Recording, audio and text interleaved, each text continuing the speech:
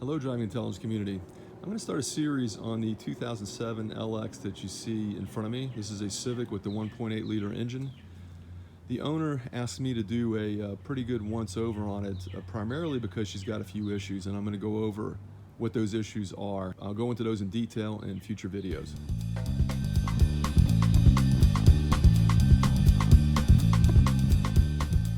To start, she wanted me to check the oil and change it. So I've already done that with high quality synthetic oil, change the filter, put a mobile one on there.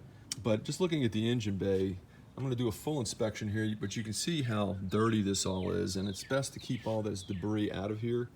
It can get into your cabin air filter, it can get into your oil system when you're changing the oil. It just gets into the engine, causes grime, causes probably belt wear with all that debris in there. So I'm gonna blow all that out.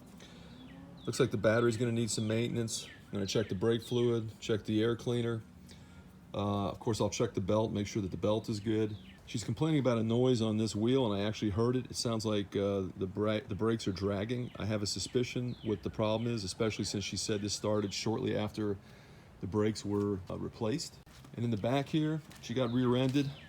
I'm going to do a first-time attempt on my part to fix that. This is all plastic, so hopefully with the deformation there, I can return it back to its original condition using some techniques that I've seen on the internet.